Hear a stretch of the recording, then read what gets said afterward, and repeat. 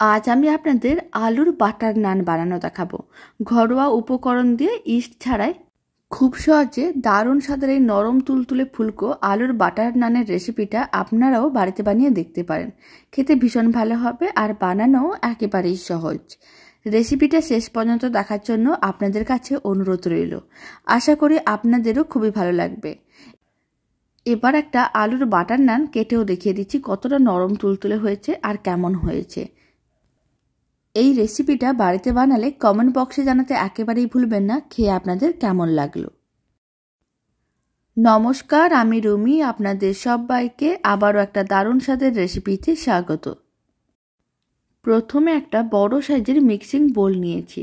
Mixing বোলের মধ্যে প্রথমেই দিয়ে দিচ্ছি 150 গ্রাম টক দই, আর আমি দিয়ে দিচ্ছি চা চামচের 3 ভাগের 1 ভাগ লবণ। লবণ খুব বেশি দেওয়া যাবে না। এবার আমি চা চামচের হাফ চামচ দিয়ে দিলাম চিনি।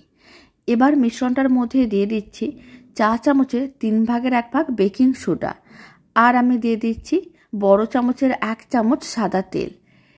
এবার সমস্ত কিছু একসঙ্গে খুব ভালো করে মিশিয়ে নিতে হবে।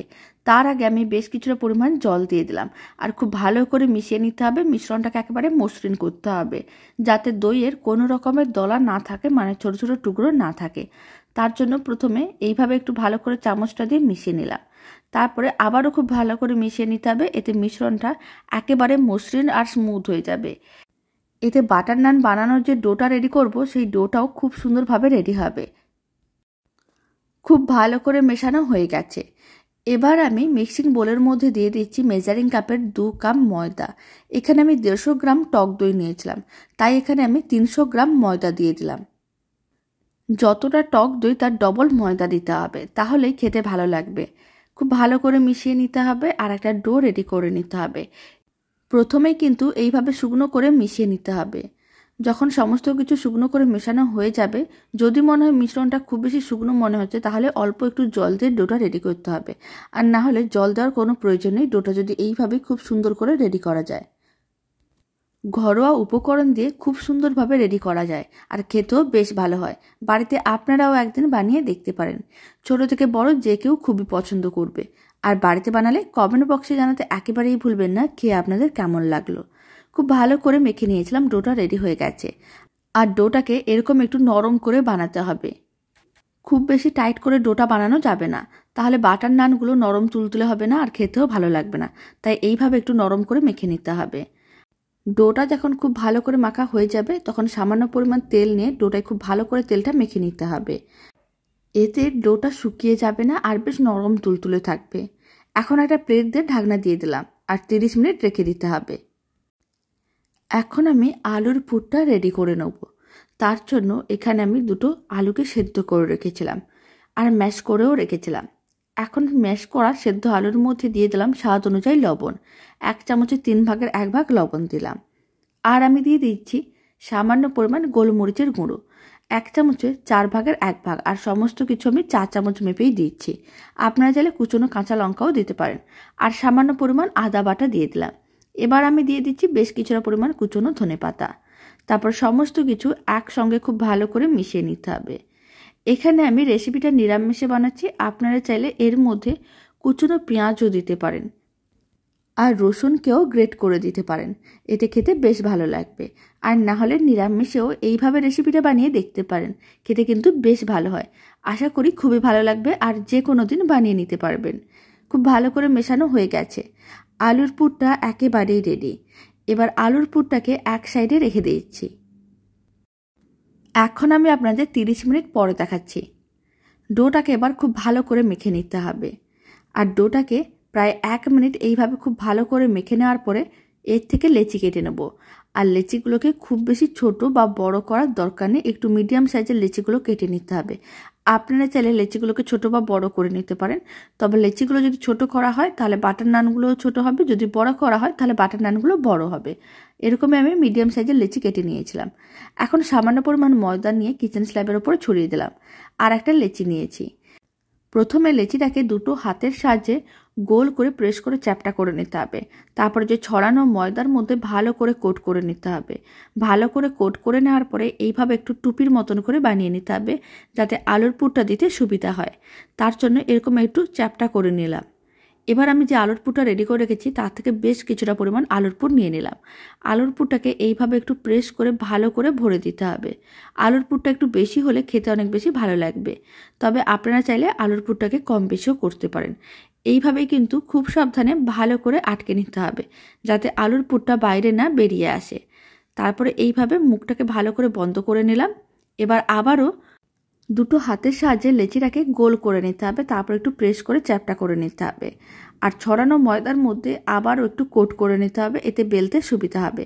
প্রথমে কিন্তু হাতের সাহায্যে এরকম একটু চ্যাপটা করে নিতে হবে।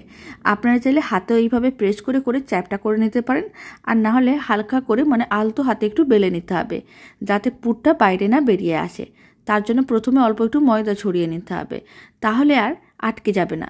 এইভাবে অল্প একটু ময়দা ছড়িয়ে নেওয়ার পরে আলতো হাতে খুব সাবধানে বেলে নিতে হবে, এতে পুরটা বাইরে বেরিয়ে আসবে না, আর খেতেও ভালো লাগবে, দেখতেও ভালো লাগবে। আলুর পুরটা একটু বেশি থাকলে কিন্তু খেতে বেশ ভালো হয়। খুব ভালো করে বেলে নিয়েছিলাম।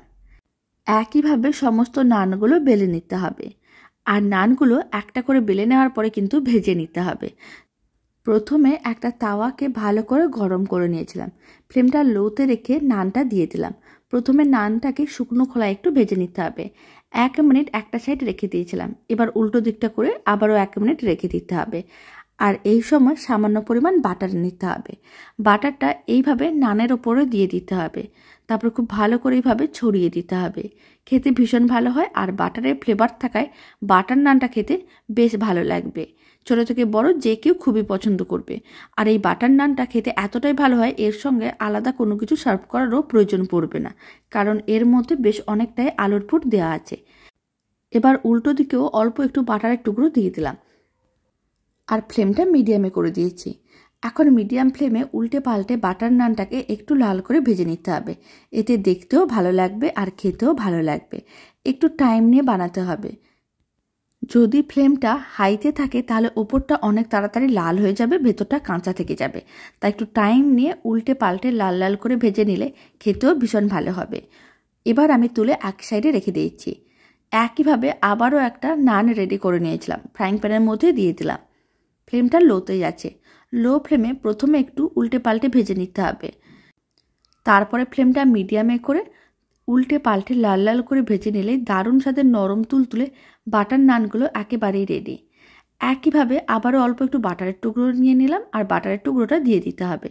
তারপরে এইভাবে মিডিয়াম ফ্লেমে উল্টে পাল্টে লাল লাল করে ভেজে নিতে হবে, কিন্তু প্রথমে 2 মিনিট লো ফ্লেমে থাকবে, যাতে বাটার নানের ভেতরটাও খুব সুন্দরভাবে ভাজা হয়। তার জন্য প্রথমে লো ফ্লেমে থাকবে, আর যখন দুদিক উল্টে পাল্টে একটু ভাজা হয়ে যাবে তখনই ফ্লেমটা মিডিয়ামে করতে হবে। আর এইভাবে উল্টে পাল্টে লাল লাল করে ভেজে নিলেই বাটার নানটা একেবারেই রেডি।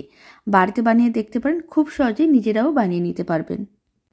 একইভাবে এই বাটার নানটাও ভেজে নিয়েছিলাম, তুলে রেখে দিচ্ছি। আর বাকি সমস্ত আলুর বাটার নানগুলো একইভাবে ভেজে নিতে হবে। সমস্তগুলো ভেজে নেওয়ার পরে এখানে আমি একটা প্লেটের মধ্যে 4টে বাটার নান সার্ভ করে নিলাম। আর 300 গ্রাম ময়দা নিয়েছিলাম, 300 গ্রাম ময়দায় আমার 6টা বাটার নান হয়েছিল। এখন আমি একটা আলুর বাটার নান ছিঁড়েও দেখিয়ে দিচ্ছি কতটা নরম তুলতুলে হয়েছে। রেসিপিটা ভালো লেগে থাকলে আপনারা যদি ফেসবুক থেকে রেসিপিটা দেখছেন, পেজটিকে ফলো করে নেওয়ার অনুরোধ রইল। ইউটিউব থেকে দেখলে চ্যানেলটি সাবস্ক্রাইব করে নেওয়ার অনুরোধ রইল। পাশে থাকা বেল আইকনটি প্রেস করে নেবেন নতুন রেসিপির আপডেট সবার আগে পাওয়ার জন্য। তো চলুন, ভিডিওটা আমি এখানেই শেষ করছি। আপনারা সবাই ভালো থাকবেন, সুস্থ থাকবেন। আপনাদের সঙ্গে আবার নতুন রেসিপি নিয়ে দেখা হচ্ছে।